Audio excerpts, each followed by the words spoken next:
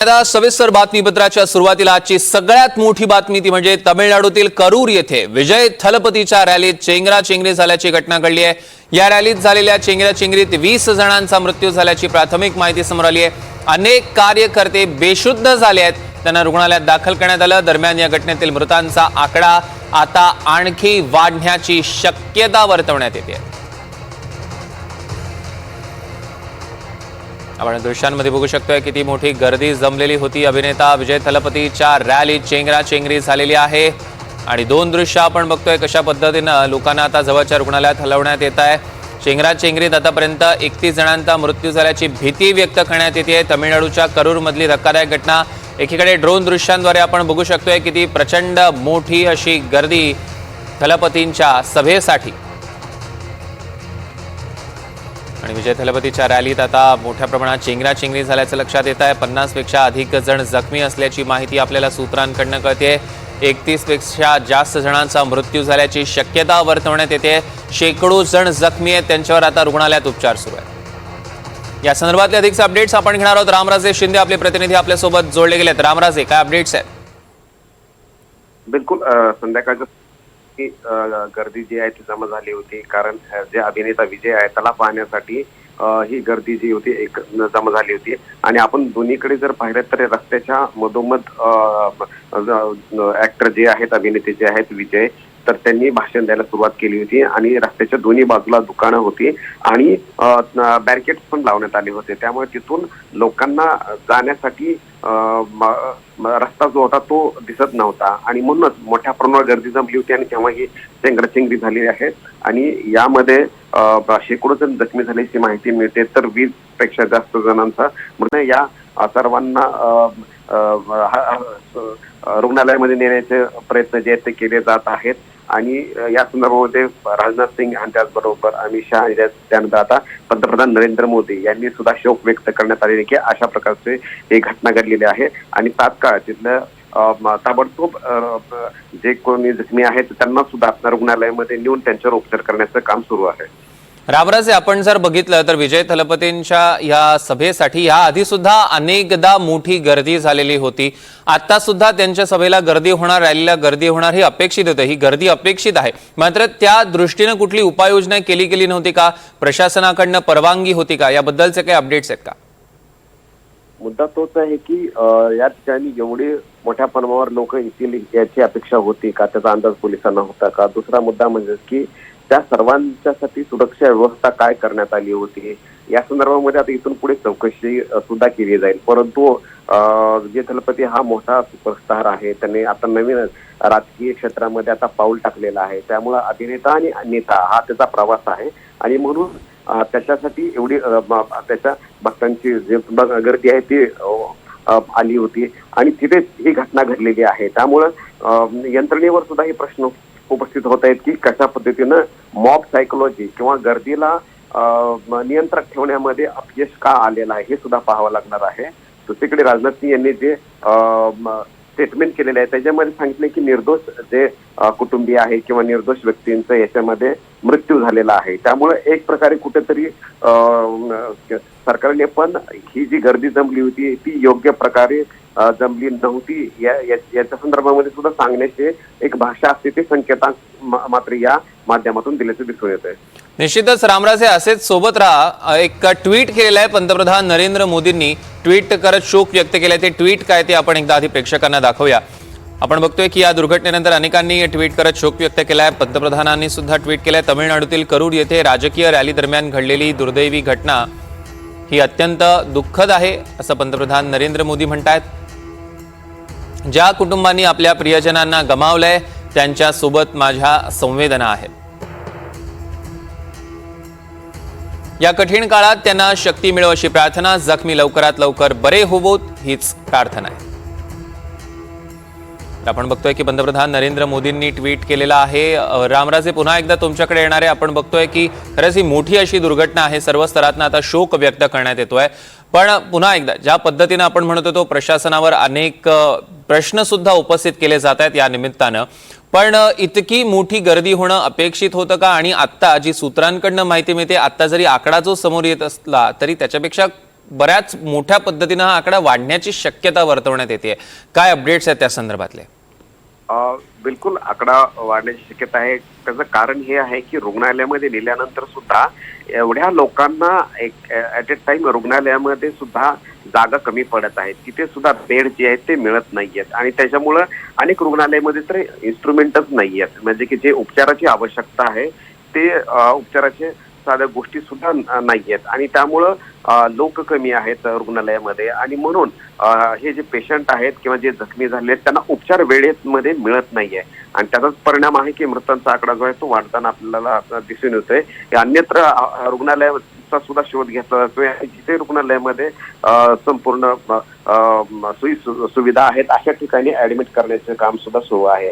पण मुळात मुद्दा हा येतो की हे घडलं कसं काय. कारण तिथल्या काही लोकांचं म्हणणं आलेलं आहे की ज्यावेळेस ही गर्दी संपूर्ण जमा झाली आणि त्यावेळेस अनेकांना श्वास घेताना सुद्धा त्रास होत होता आणि अशा मध्येच गर्दी हटवण्यासाठी पोलिसांनी लाठीचार्ज केला आणि पोलिसांनी लाठीचार्ज केल्यामुळं ही संपूर्ण दंगल उसळली आणि लोक सैरावैरा पळू लागले आणि त्यामध्ये ही चेंगराचेंगरी झाल्याचं माहिती मिळते. तर त्यामुळं मुद्दा हा आहे की पोलिसांनी लाठीचार्ज का केला आणि कोणाच्या आदेशाने केला, तिथे लाठीचार्जची गरज होती का, असे अनेक प्रश्न या निमित्तानं आता उपस्थित झालेले आहेत.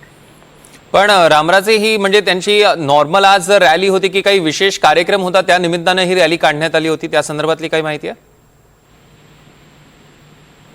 बिलकुल विजयने आपली टीव्ही की पार्टी जी आहे ती घोषित केली होती 2 फेब्रुवारीला. या संदर्भामध्ये पक्ष जे आहे तर त्याची घोषणा सुद्धा केली होती आणि त्याचा अजेंडा जो आहे तो सुद्धा बनवला होता आणि त्यामुळे ही सभा जी आहे ती आयोजित करण्यात आली होती आणि त्या सभेला किती लोक येतील याचा अंदाजा मात्र वर्तवला जात नव्हता.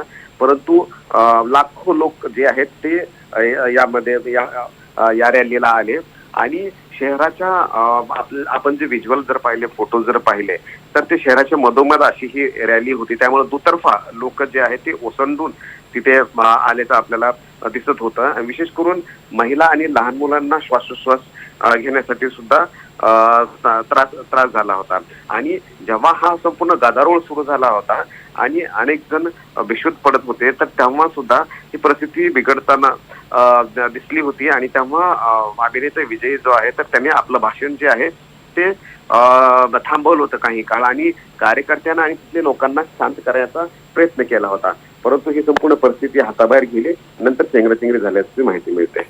निश्चितच रामराजे असेच सोबत राहा. अजून एक ट्विट आलेला आहे, स्टॅलिन यांनी ट्विट केलेलं आहे. ते ट्विट आपण आधी प्रेक्षकांना सांगूया नेमकं ते ट्विट काय आहे ते. आपण मगाशी बघितलं तर पंतप्रधान नरेंद्र मोदींनी ट्विट केलेलं होतं आणि आता MK स्टॅलिन यांचं ट्विट. करूरमधनं आलेली बातमी चिंताजनक आहे. मी मंत्री आणि जिल्हाधिकाऱ्यांना जखमींना तात्काळ मदतीच्या सूचना दिलेल्या आहेत असं MK स्टॅलिन यांनी म्हटलेलं आहे. मी तिरुचिरापल्ली जिल्ह्याचे मंत्री अनबिल महेश यांनाही युद्धपातळीवर सर्व आवश्यक मदत देण्यासाठी सांगितली आहे.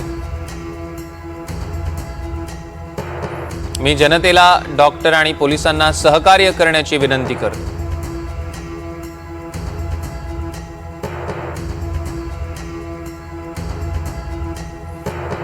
आपले प्रतिनिधी आपल्यासोबत जोड़े गेले हैं। आशीष जी बहुत बहुत स्वागत है। क्या अपडेट्स है इस खबर के बारे में?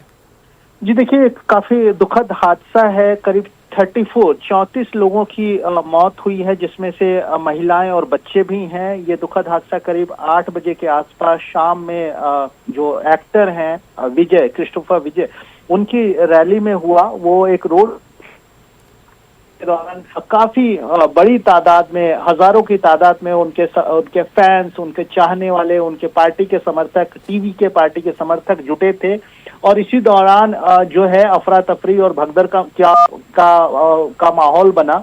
और जिसमें अब जो हमारे पास जानकारी है, जो पुख्ता जानकारी है, उसमें 34 लोगों की मौत हुई है, जिसमें से अधिकांश महिलाएं और बच्चे हैं।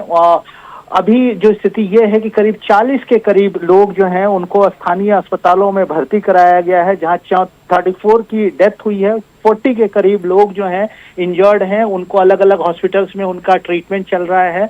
अगर हम राहत और बचाव कार्य की बात करें तो तमिलनाडु के एडीजीपी डेविडसन वो करूर के लिए निकले हैं चेन्नई से। उसके अलावा जोन के करूर जो जोन है उनके आईजी मौके पे मौजूद हैं, डीआईजी, और बाकी के जो उनके नेबरिंग डिस्ट्रिक्ट्स हैं करूर के, वहां से सारे एसपीज को और अन्य पुलिस अधिकारियों को करूर में भेजा गया है ताकि वो राहत और बचाव कार्य में स्थानीय प्रशासन की हेल्प कर सकें। मंत्री की बात करें तो कम से कम 2 मंत्री जो हैं तमिलनाडु सरकार के, मुख्यमंत्री एम.के. स्टालिन ने उनको करूर में उनको राहत और बचाव कार्य का निरीक्षण और मुआयना करने के लिए भेजा है, तो वो मौजूद हैं करूर में। मुख्यमंत्री खुद अभी इस समय करीब 10 बज रहे हैं, अभी मुख्यमंत्री खुद सेक्रेटेरिएट पहुंचे हैं चेन्नई में और वहां पर वो वरिष्ठ अधिकारियों के साथ एक मीटिंग कर रहे हैं। इस मीटिंग में राहत और बचाव कार्यों का जायजा लिया जाएगा, हादसा कैसे हुआ और हादसे के बाद कैसे जो पीड़ित लोग हैं उनको कैसे उनको हेल्प की जाए, उनको सहायता पहुंचाई जाए, इस पर चर्चा होगी। उम्मीद की जा रही है कि कल खुद मुख्यमंत्री एम.के. स्टालिन करूर पहुंच सकते हैं और मौके पर जाकर वो हालात का जायजा ले सकते हैं। अगर हम बात करें प्रधानमंत्री नरेंद्र मोदी की, तो उन्होंने इस पूरे हादसे पर दुख जताया है। रजनीकांत काफी बड़े एक्टर हैं तमिल सिनेमा के, उन्होंने इस हादसे पर दुख जताया है। बीजेपी के बड़े नेता जो तमिलनाडु से हैं उन्होंने इस हादसे पर दुख जताया है। एआईडीएमके के प्रमुख जो हैं ईपीएस पलनी स्वामी, उन्होंने इस हादसे पर दुख जताया है। अभी जो है प्रशासन का पूरा ध्यान राहत और बचाव कार्य पे है। जाहिर तौर पे बड़ी संख्या में लोग हताहत हुए हैं, 34 जैसे कि हमारे पास कंफर्म इंफॉर्मेशन है। 34 लोगों की मौत हो चुकी है, करीब 40 लोग अभी भी हॉस्पिटल में हैं और उनका ट्रीटमेंट चल रहा है। मौत का आंकड़ा बढ़ सकता है। प्रशासन और सरकार जो है तमिलनाडु की पूरे स्थिति पर नजर बनाए हुए है और जो संभव सहायता है पीड़ितों को उनको पहुंचाने की कोशिश की जा रही है। जी, और एक ये भी बात समझ में आ रही थी कि जब पुलिस ने लाठीचार्ज किया तब ये भीड़ ज्यादा उमड़ी और सिचुएशन कंट्रोल के बाहर गई, ये सच है? जी देखिए, अभी अलग अलग सूचनाएं आ रही हैं। हालांकि इस तरीके की जो पुष्टि है, आधिकारिक पुष्टि इन सब चीजों की कि हादसा किस वजह से हुआ, क्यों ये हादसा हुआ, भगदड़ कैसे हुआ, इसकी पुष्टि अभी नहीं हुई है। हम लगातार वरिष्ठ पुलिस अधिकारियों से बात कर रहे हैं, उनका भी पूरा ध्यान अभी लोगों के राहत और बचाव कार्य के तरफ है। जाहिर तौर पे करीब 30,000 से ज्यादा लोग इकट्ठा हुए थे विजय को देखने के लिए। बहुत ही प्रख्यात फिल्म अभिनेता हैं, उन्होंने अपनी पार्टी लॉन्च की है और उस पार्टी के कैंपेन की तरफ, चूंकि तमिलनाडु में चुनाव होने हैं, चुनावों से पहले कैंपेन उन्होंने बहुत पहले ही से शुरू कर दिया है। उसके तहत ये अलग अलग जिलों का दौरा कर रहे हैं तमिलनाडु में और जाहिर तौर पे चूंकि काफी पॉपुलर एक्टर हैं तो उनको देखने के लिए हजारों की तादाद में लोग उमड़ते हैं, जिनमें महिलाएं होती हैं, बच्चे होते हैं, युवा होते हैं। और यहाँ पर भी करूर में जो अंदाजा लगाया जा रहा है कि करीब 30,000 लोग इकट्ठा हुए थे इस रोड शो में, और इसी रोड शो में काफी बड़ी तादाद में लोग जो भीड़ इकट्ठा हुई उसकी वजह से जो अफरा तफरी का माहौल पैदा हुआ और भगदड़ हुई और इसमें 34 लोगों की मौत हुई है।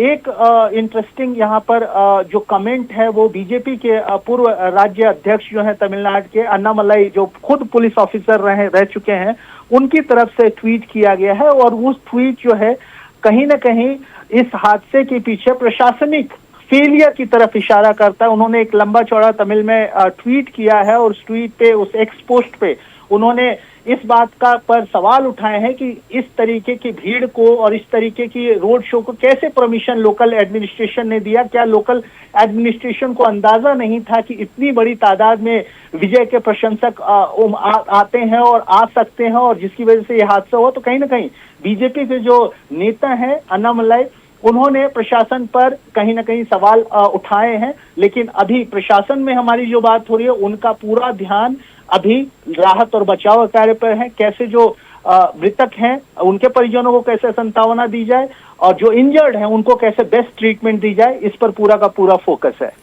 जी बिल्कुल आशीष जी, बहुत बहुत शुक्रिया ये सब अपडेट्स के लिए। दरम्यान आपण बघतोय की अभिनेता विजय थलपतीच्या रॅलीत चेंगराचेंगरी झालेली आहे आणि आता आपण बघतोय आतापर्यंत 34 जणांचा मृत्यू झाल्याची भीती व्यक्त करण्यात येते। सोबतच शेकडो जण जखमी झालेले आहेत। तमिळनाडूच्या करूरमधली अतिशय धक्कादायक घटना, सर्व स्तरातनं आता प्रतिक्रिया येऊ लागलेल्या आहेत. पंतप्रधान नरेंद्र मोदींनी सुद्धा ट्विट करत आपल्या संवेदना व्यक्त केलेल्या आहेत, शोक व्यक्त केलेला आहे. तमिळनाडूचे मुख्यमंत्री M.K. स्टॅलिन यांनी सुद्धा सगळ्या यंत्रणा आता कामाला लावलेल्या आहेत आणि लवकरात लवकर बचाव कार्य कसं करता येईल ह्याचे सुद्धा आता प्रयत्न सुरू करण्यात आले आहेत.